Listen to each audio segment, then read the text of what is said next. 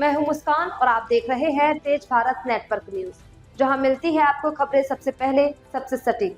चलिए बढ़ते हैं आज की कुछ खास खबरों की ओर। वार्ड क्रमांक 1 मुंबई महानगर पालिका चुनाव 2026 के मद्देनजर वार्ड क्रमांक में चुनावी रण पूरी तरह गर्म हो चुकी है। इसी कड़ी में महायुति की अधिकृत उम्मीदवार सौरेखा राम यादव के समर्थन में पूर्व सांसद श्री गोपाल सेठी जी के नेतृत्व में निकली धुआंधार और ऐतिहासिक प्रचार रैली ने पूरे इलाके में सियासी तूफान खड़ा कर दिया। शाम के समय शुरू हुई इस रैली ने देखते ही देखते जन सैलाब का रूप ले लिया। सड़कों पर उमड़ी भारी भीड़, गगनभेदी नारे, हाथों में पार्टी के झंडे और जोशीले कार्यकर्ताओं का उत्साह यह साफ बता रहा था कि वार्ड क्रमांक 1 में मुकाबला अब निर्णायक मोड़ पर पहुंच चुका है। यह रैली केवल प्रचार नहीं बल्कि जनता के समर्थक का खुला प्रदर्शन साबित हुई। पूर्व सांसद श्री गोपाल सेठी जी के पूरे ताकत और आक्रामक चुनावी अंदाज में जनता को संबोधित करते हुए कहा कि वार्ड क्रमांक 1 को अब कमजोर और निष्क्रिय नेतृत्व नहीं बल्कि अनुभव, ईमानदारी और विकास को राजनीति की जरूरत है। उन्होंने सौरेखा राम यादव को जन सरोकारों से जुड़ी हुई संघर्षशील और जमीनी उम्मीदवार बताते हुए उन्हें भारी मतों से विजयी बनाने की अपील की। गोपाल सेठी जी के भाषण के बाद रैली स्थल लगातार नारों से गूंजता रहा। उनके स्पष्ट और बेबाक शब्दों ने विपक्ष पर सीधा हमला बोला और जनता के बीच यह संदेश दिया कि महायुति वार्ड क्रमांक 1 को विकास की नई दिशा में देने के लिए पूरी तरह तैयार है। इस मौके पर सौरेखा राम यादव ने भी आक्रामक तेवर दिखाते हुए कहा कि वार्ड क्रमांक 1 में वर्षों से लंबित समस्याओं का अब अंत होगा।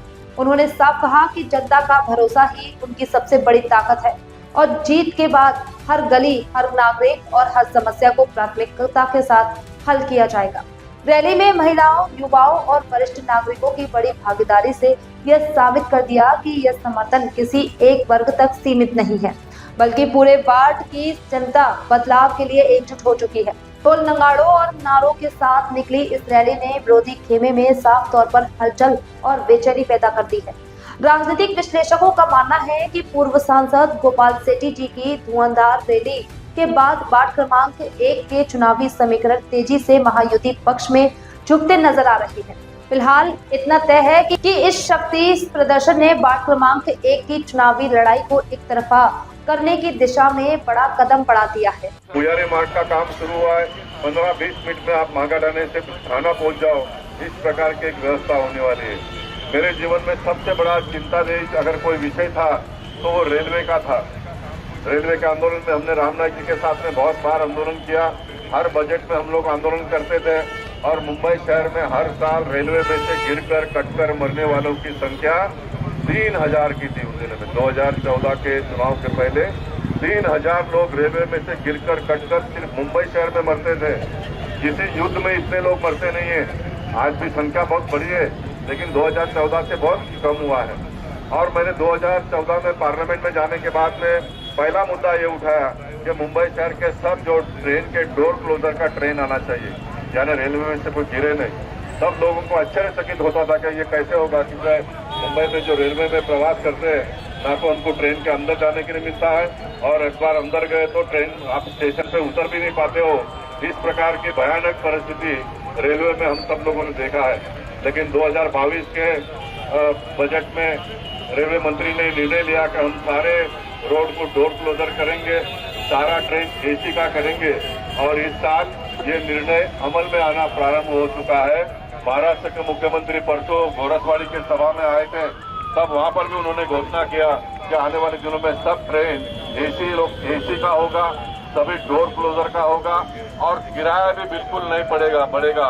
इस प्रकार का एक बहुत बड़ा ऐतिहासिक काम मुंबई शहर के लिए जो ट्रेन में मुसाफरी करते हैं उनके लिए होगा।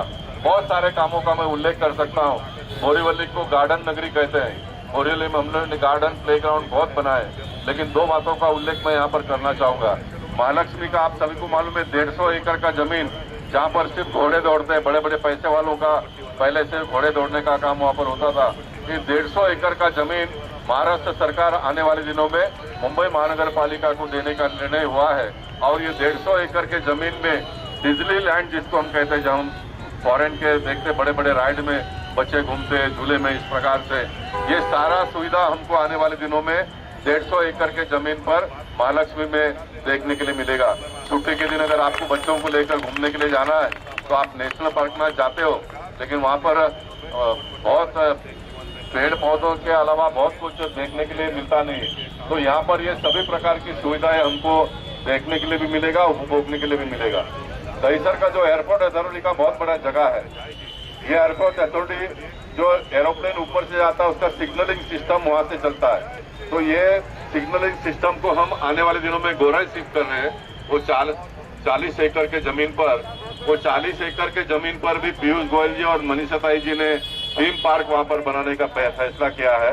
वहाँ पर भी हम अम्यूजमेंट पार्क बनाने जा रहे हैं ताकि बच्चों को अपने जीवन में झूला झूलना ये सारी सुविधा मिले। इस प्रकार की एक व्यवस्था हम आने वाले दिनों में कर रहे हैं। मित्रों, काम बहुत हुआ है, काम बहुत होना है और ये काम दिल्ली में भारतीय जनता पार्टी की सरकार, महायुति की सरकार, महाराष्ट्र में भारतीय जनता पार्टी महायुति की सरकार, आने वाले दिनों में महानगर पालिका में भी भारतीय जनता पार्टी शिवसेना महायुति का महापौर आने के बाद में मुंबई शहर का चेहरा मोहरा बहुत तेजी से बदलता हुआ आप सब लोगों को देखने के लिए मिलेगा। और उस महापौर के साथ में वार्ड क्रमांक हमारे इस वार्ड से रेखा राम यादव नगर सेविका बनकर जाएगी। तो इस परिसर के लिए ज्यादा से ज्यादा हम निधि ला पाएंगे। रेखा भाग्यवान इसलिए भी है कि उनको आमदार का सपोर्ट मिलेगा, उनको सांसद का सपोर्ट मिलेगा, केंद्रीय मंत्री का सपोर्ट मिलेगा, मुंबई शहर के महापौर का सपोर्ट मिलेगा। यानी गली से लेकर दिल्ली तक जितनी भी व्यवस्था है सभी व्यवस्था का सपोर्ट रेखा यादव जी को काम करते समय मिलेगा। और फिर राम यादव तो बोनस में है, गोपाल शेट्टी भी वैसे है, हम लोग बिगर पद के भी काम करते हैं, करते रहेंगे। ऐसे भाग्यवान उम्मीदवार को आप आने वाले 15 तारीख के चुनाव में भारी मतों से जिताकर मुंबई महानगर पालिका में भेजिए। ये मैं कहने के लिए यहाँ पर आया हूँ। मैं फिर एक बार यहाँ पर इस वार्ड में आने का नक्की प्रयास करूंगा, क्योंकि मेरे उत्तर मुंबई में जितने भी वार्ड है उसमें से एक ये अपने मन को छूने वाला वार्ड है, क्योंकि यहाँ पर समस्या भी है। राम तो मेरा प्रिय कार्यकर्ता उसके लिए तो है, लेकिन मैंने अपने पूरे जीवन झोपड़पट्टी के व्यवस्था को उपलब्ध करने के लिए लगाया।